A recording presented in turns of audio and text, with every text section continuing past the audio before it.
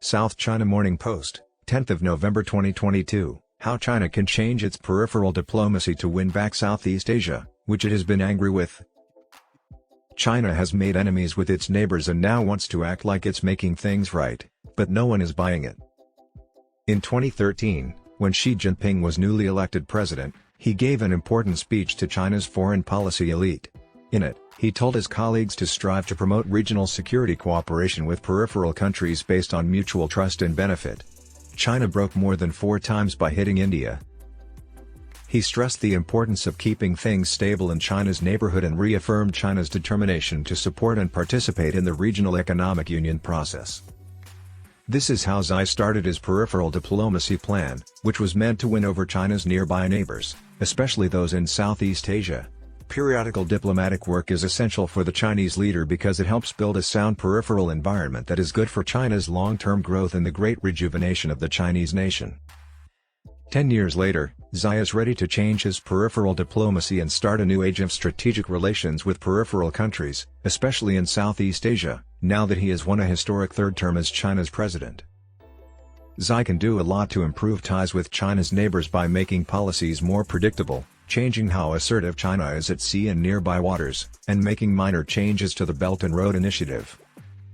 The first foreign leader to visit Xi after the 20th party meeting was Nguyen Phu Trong, the leader of Vietnam's Communist Party. Trong praised Xi's genuine care and important contribution to Vietnam-China relations for the good of the people of both countries. In what seemed to be a criticism of improving relations between Hanoi and the West, Xi told his colleague to never let anyone interfere and stop progress in relations between the two countries. Before U.S. Vice President Kamala Harris's trip to Hanoi last year, Pham Minh Chinh, the Prime Minister of Vietnam, said that his government would not side with the West against China. The two leaders spoke out against complex and unpredictable changes in a joint statement. The two countries signed 13 important deals to strengthen their business and military ties.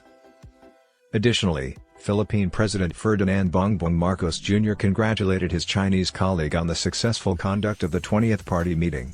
The Philippines hopes that China will stop being a big bully and stop occupying Philippine islands. Marcos has mostly given up on Rodrigo Duterte's anti-Western strategic stance and is slowly strengthening defense ties with the United States. However, he has also made it clear that he wants China to spend more in the Philippines' infrastructure. Which is the wrong thing to do? Marcos's defense chief has also changed his mind. The head of the Department of National Defense, Jose Faustino, recently stressed that disagreements over the South China Sea do not define the entirety of our bilateral relations with China. In the last 10 years, China's relationships with Vietnam and the Philippines were some of its worst and most complex.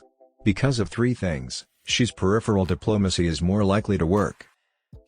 First, Xi's move to take more power at home could help his smaller neighbors. Throughout history, fighting within China has led to more daring foreign policy decisions. When leaders are under attack at home, they might be tempted to get people to back them by focusing on real or imagined threats from outside the country. Concerns about China in the late 2000s were mainly caused by the fact that the central government in Beijing was not unified. This made it easier for local militia and military groups to get involved in dangerous activities in places like the South China Sea. Since Xi has no apparent domestic foes, he can make foreign policy more predictable, especially when dealing with neighboring countries. Now, we'll talk about the second thing. Disagreements in the South China Sea have strained China's relationships with several neighboring states. These disagreements need to be handled with more care.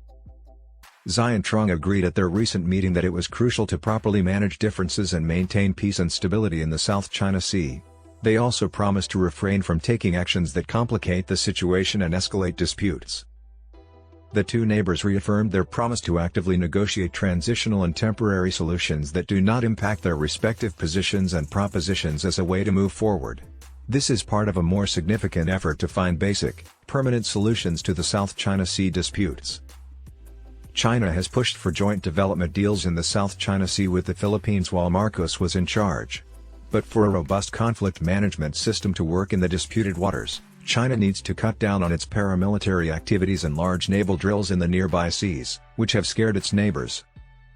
If China wants to show that it is sincere, it should start by giving back the island that belongs to the Philippines. If that doesn't happen, this is just a way for China to buy time while she gets stronger. Beijing should reassure Vietnam and the Philippines of its peaceful rise instead of pushing its neighbors toward the West. It could do this by genuinely negotiating measures to build trust and a legally binding code of conduct in the South China Sea. Last, Xi's peripheral diplomacy will only work if the Belt and Road Initiative is redesigned. Currently, China hasn't put as much money into building infrastructure in places like the Philippines and Vietnam as Japan. Concerns about high interest rates, unsustainable loan practices, and relying too much on Chinese workers and technology have also led to much doubt about Chinese projects. This is part of why Marcos put 3 big Chinese train projects on hold earlier this year. From now on, Xi will try to gain much trust and respect by pushing through long-term projects that are good for everyone and create jobs and growth in Southeast Asian countries. 10 years after Xi announced his peripheral diplomacy plan, China needs to start over with its relationships with Southeast Asian countries and stop being mean to all of its neighbors.